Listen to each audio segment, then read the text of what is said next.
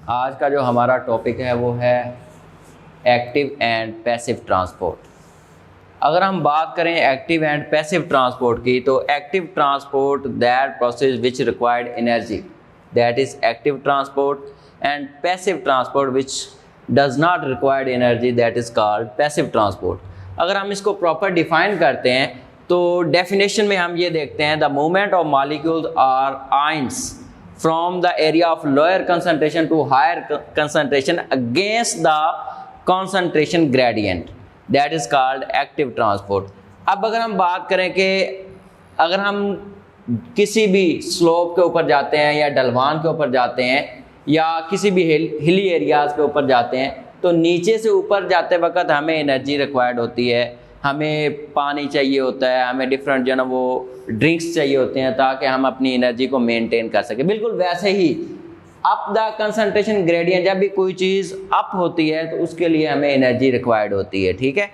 इसके अलावा अगर हम बात करें एक्टिव ट्रांसपोर्ट की, तो इसके लिए हमें एनर्जी जो है वो एक्सपेंड होती है, एनर्जी कंज्यूम होती है एक्टिव ट्रांसपोर्ट के प्रोसीजर में। अगर हम बात करें इसकी डायग्राम के हवाले से, तो ये एक सेल का स्ट्रक्चर है। इसके अंदर अगर हम देखें तो ये लिपिड बाय लेयर्स है। इसके अलावा ये सेल का जो ना आउटर पार्ट है या आउटसाइड है सरफेस, और ये सेल की इनसाइड सरफेस है। अगर हम बात करें आउटसाइड सरफेस पे, तो यहाँ पे एक्स्ट्रा सेलुलर फ्लूइड होगा, और इनर सरफेस में जहाँ पे साइटोप्लाज्म होता है वहाँ पे साइटोसोल होगा, that is soluble part of cytoplasm.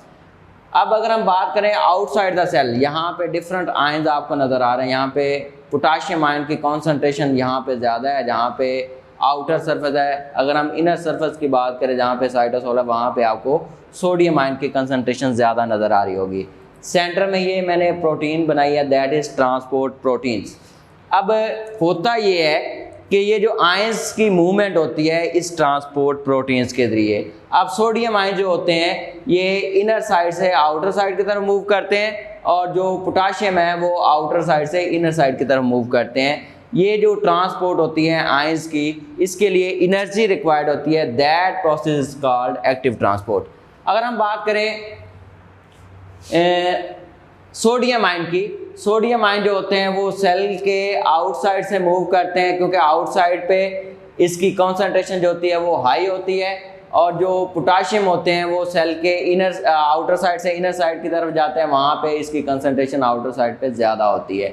अब यहाँ पे होता ये है कि यहाँ पे सोडियम और पोटाशियम पंप लगे होते हैं इस ट्रांसपोर्ट प्रोटीन में, जो इस आयंस की मूवमेंट के लिए इसको सपोर्ट करते हैं। अब अगर हम बात करें यहाँ पे जो चैनल्स होते हैं जो इस प्रोटीन मॉलिक्यूल्स के जरिए जो ना आयंस को मूव करवाते हैं, इससे जो ना वो प्रोटीन के स्ट्रक्चर में स्लाइटली चेंज आता है। अगर हम बात करें जब सोडियम आयन जो हैं, जब सोडियम आयन जो होते हैं वो इस प्रोटीन चैनल के साथ, इस ट्रांसपोर्ट प्रोटीन के साथ अटैच होते हैं, बाइंड होते हैं, उससे इस प्रोटीन स्ट्रक्चर के अंदर थोड़ा सा चेंज आ जाता है।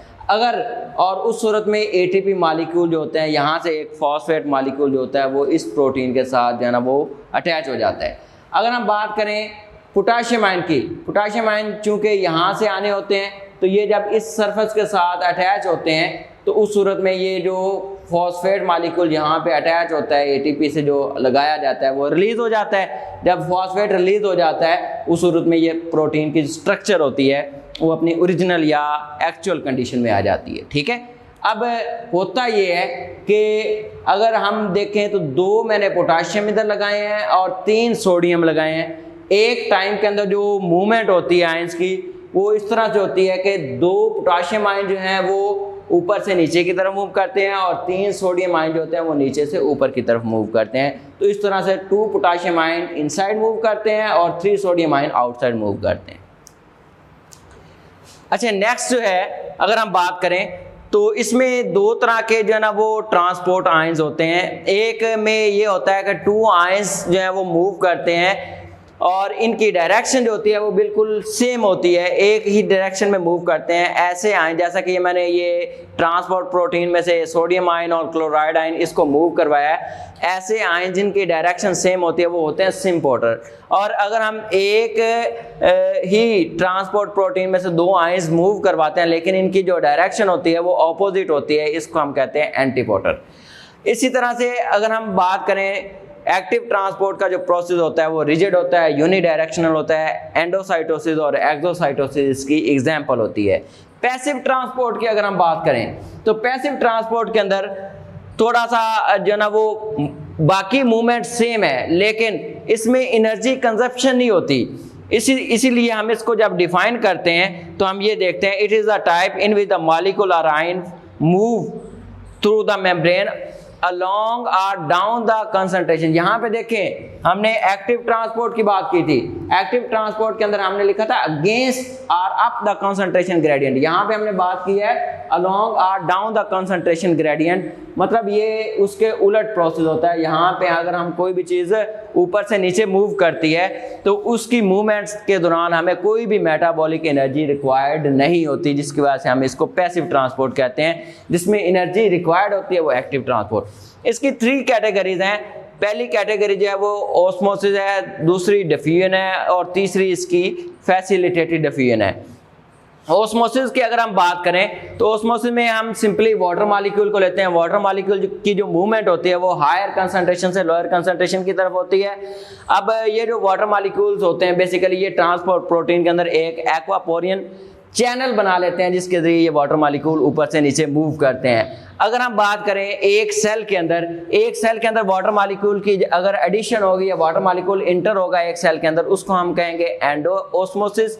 और अगर एक सेल से वाटर मॉलिक्यूल रिलीज हो जाते हैं तो उसको हम कहेंगे एक्सो ऑस्मोसिस। अगर हम डिफ्यूजन की बात करें, डिफ्यूजन सिंपल, आप इसको अगर हम इसकी मीनिंग देखते हैं तो किसी भी चीज़ का डिफ्यूज हो जाना, गैस मॉलिक्यूल जो होते हैं as compare to liquid and solids easily जो है ना वो डिफ्यूज हो जाते हैं। इसी तरह से अगर हम बात करें गैस मॉलिक्यूल की डिफ्यूजन जो होती है वो हायर कंसंट्रेशन से लोअर कंसंट्रेशन की तरफ होती है, जिसको हम नाम देते हैं डिफ्यूजन का। फैसिलिटेटेड डिफ्यूजन, अगर हम फैसिलिटेटेड डिफ्यूजन की बात करें तो इसमें आयंस या मॉलिक्यूल एक मेम्ब्रेन से बड़ी तेजी के साथ क्रॉस करते हैं और इसके लिए इसको प्रीमिसेस या ट्रांसपोर्ट प्रोटीन रिक्वायर्ड होती हैं जो इसको इजीली मूव करने के लिए फैसिलिटेट करती हैं ताकि ये इजीली उस मेम्ब्रेन में से मूव कर सकें। That is called facilitated diffusion. ले जी, ये हमारा आज का टॉपिक था। नेक्स्ट इंशाल्लाह हम दोबारा मिलेंगे। Thank you.